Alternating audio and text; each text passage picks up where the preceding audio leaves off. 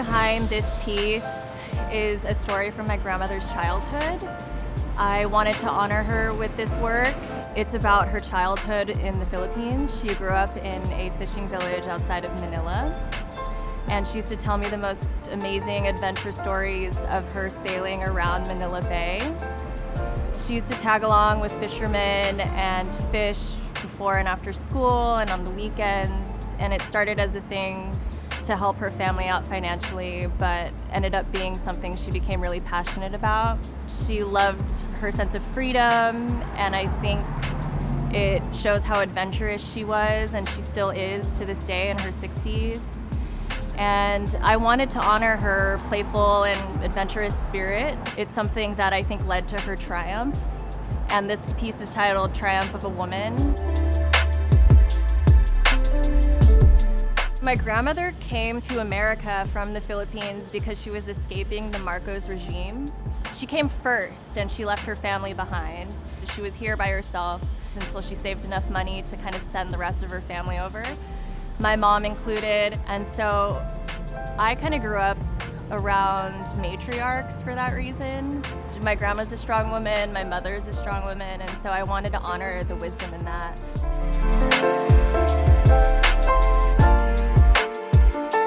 We've been thinking about triumph as a monument form, the triumph of winning a war, the triumph of prominent men that built San Francisco. What I would ask of the public is to question whose history these monuments kind of uphold. And so for that reason, I don't feel a connection to monuments as we know them. I've been feeling a shift, though, into just advocating for pulling them down and advocating for removal, and more into the idea of building anew and thinking about what's next.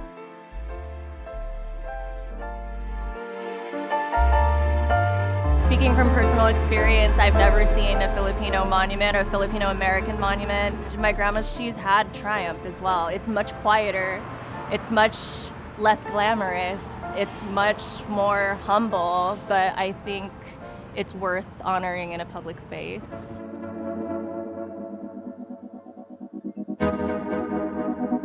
So the Stacey Abrams piece was pre-existing, but I didn't really want to cover it because to honor the artists that kind of came before me with this piece. I think that's a beautiful part of Caleb's vision with Monument as Living Memory, is a cycle and kind of giving space and creating space for artists that don't traditionally have space within an institution.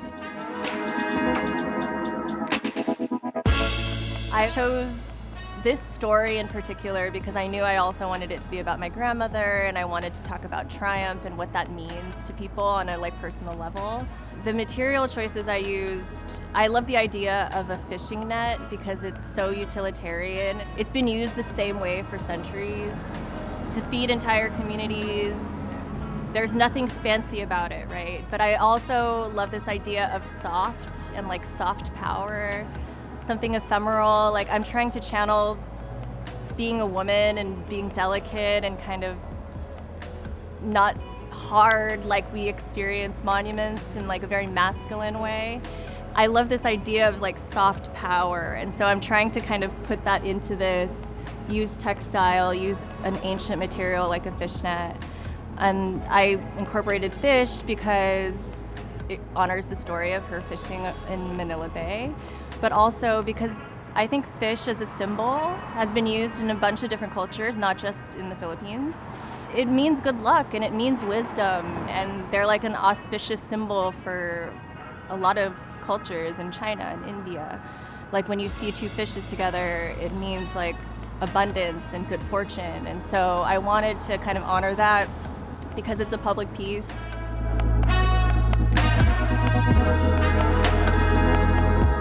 I feel like parents, they tell you stories sometimes and they don't think that they impact you. And so she was really shocked that I've held on to that story for so long and how it's inspired me for so long. And so she was really happy with it. And I'm tearing up right now because I love her so much.